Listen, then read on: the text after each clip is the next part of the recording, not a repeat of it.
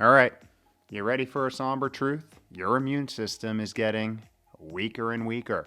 Not like literally second by second, but definitely on a downward trajectory year by year starting around midlife. Which means your body's ability to fight cancer cells, viral and bacterial infections, along with disease tissue is systematically declining too. And I have a confession to make. This isn't new news. In fact, it's something that we've known for quite a while. It is a phenomenon called immunosenescence, which is essentially age-related deterioration of immune function. And it is one of the universal gotchas when it comes to longevity, meaning nobody escapes it. And I mean nobody.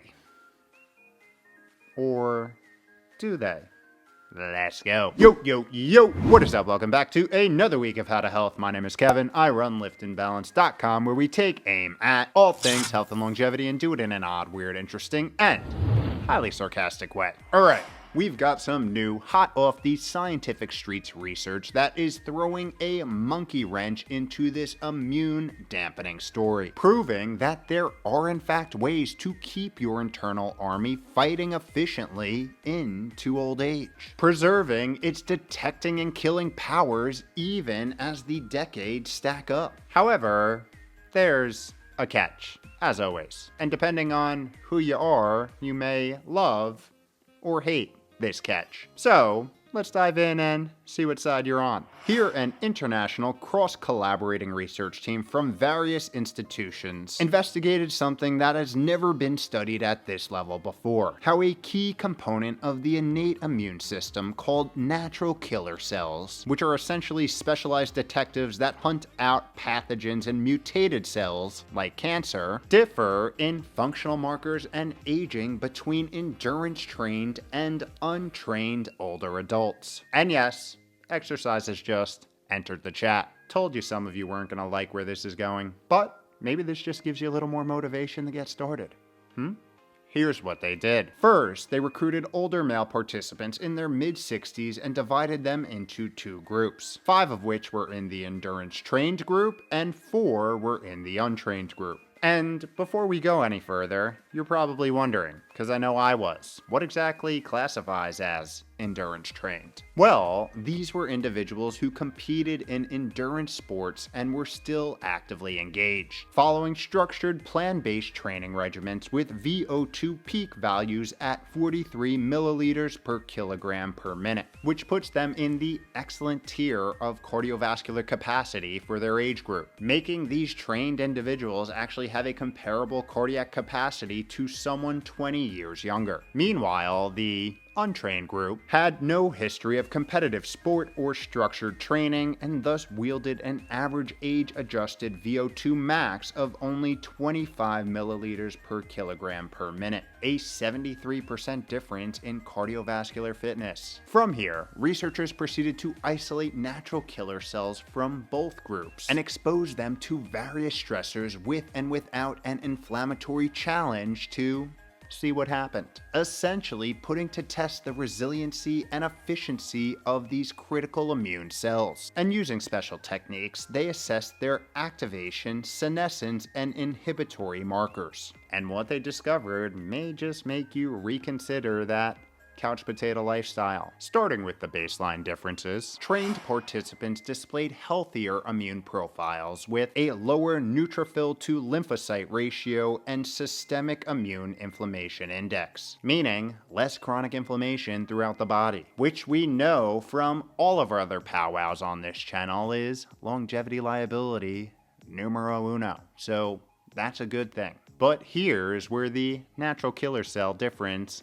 comes into play. The trained group was observed to have more mature and functional natural killer cells, with lower baseline markers of senescence, indicating less age-related immune cell exhaustion. Put another way, less immunosuppression. And when challenged with an inflammatory stress, trained individuals exhibited a younger, more efficient response. Translation: the killer cells were better at killing, even under stress.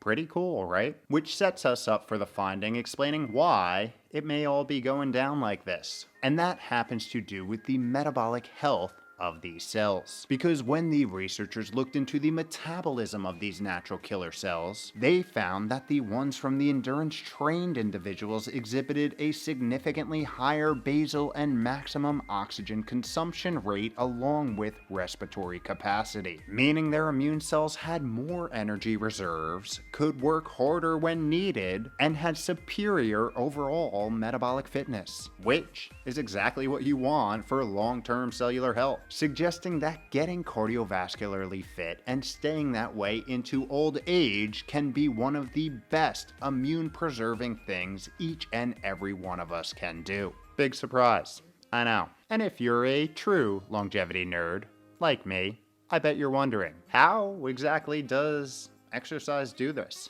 I'm so glad you asked. First, there is the direct effects of exercise. Research has displayed that as a byproduct of some good old badonkadonking, natural killer cell mobilization can increase fivefold. Yes, fivefold. Think about your exercise boot camp like a boot camp for your immune cells, with every training session adding more numbers to your reserves while making each natural killer cell a better soldier. Pretty good double whammy if you ask me. And when done consistently over years to decades, this rhythmic stimulation appears to promote lasting adaptations that preserve natural killer cell functionality under both inflammatory and inhibitory conditions. I mean, are you doing some air squats yet or what? Second, exercise stimulates a biochemical flurry of both inflammatory and anti-inflammatory compounds, with two specific compounds, IL-6 and IL-15, linked to activating natural killer cells, giving them a biochemical supercharge to do their job, while also enhancing their release of interferon gamma and granzyme B, which are two of the weapons natural killer cells use to kill. Right on. I know. Lastly, exercise improves mitochondria function within immune cells, which is also true for all cells and universally good for biological business. So this only helps the natural killer cell cause, making them more metabolically flexible to respond and do their job under any condition. And that's exactly what we saw in the trained individuals in that study. Now, when it comes to the actual training required to create these benefits, like mentioned, the study focused specifically on endurance training. We're talking about running, cycling, swimming, and essentially any activity that challenges the cardiovascular system for extended periods of time, being sustained for years, not weeks. Now, this is not to say that other forms of exercise are not effective in boosting immune function. You've heard me say it once and you'll hear me say it many more times. Any movement is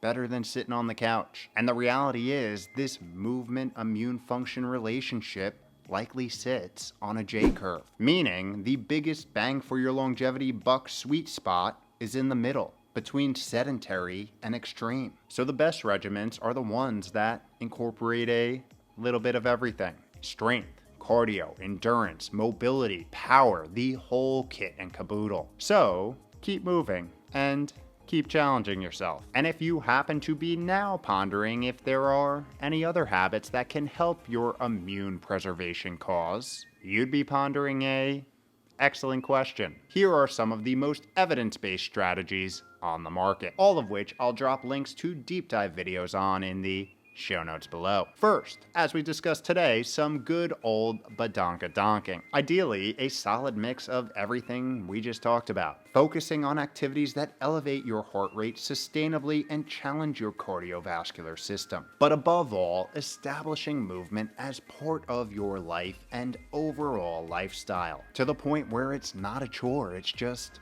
what you do. And no, it doesn't just happen, but what I can say is a few years of consistency can most certainly get you there. That being said, it's also important to not overdo it, aka overtrain, because this can have a lot of counterproductive effects, especially with your immune system, as inadequate recovery actually impairs the immune response. So make sure you're fueling your body adequately and getting high quality circadian aligned sleep on the reg. Speaking of that, next we have managing stress and prioritizing sleep. What a segue.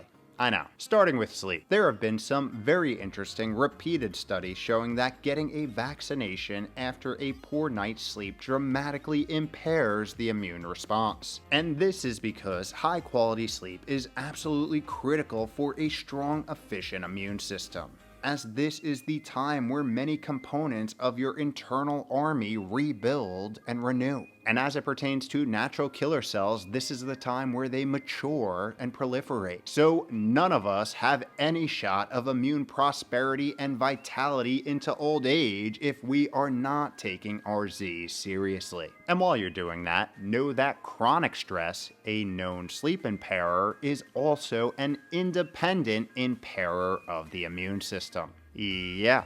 One of the main ways it does this is through the upregulation of chronic systemic inflammation, which in turn accelerates immunosuppression.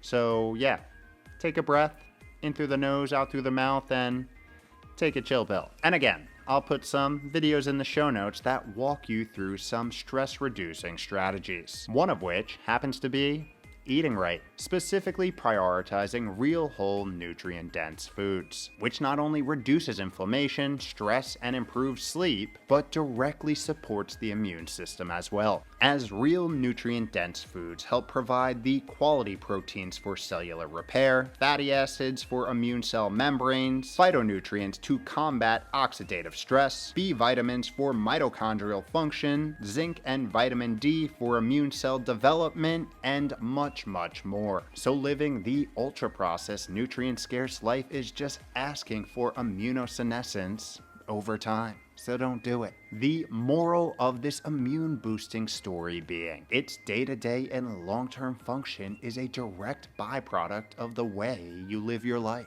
If it's sedentary, ultra-processed, chemical riddled, stress, nature deprived, and toxin filled, you're going to get an exhausted, overactive immune system that couldn't stop a precancerous cell even if it had a big sign over its head saying, "Hey, look at me, I'm a precancerous cell." Not good. And instead, it'll probably be too busy attacking your own self cells out of exhausted confusion, thus increasing your odds, likelihood, and probability of disease, dysfunction, and accelerated aging. Translation, making your daily biological life suck. And come on, that ain't cool. So grab the immune function by the horns already and start owning your health. Because when you do, as you know, you own your outcome, which hopefully is running around with little grandkids in your 60s and 70s, or a farm of dogs, or both, feeling great doing it. I mean, could you imagine trying to do that stuff in exhaustive inflammatory pain? Me neither. So start owning it today for those future grandkids and dogs. You'll be happy you did.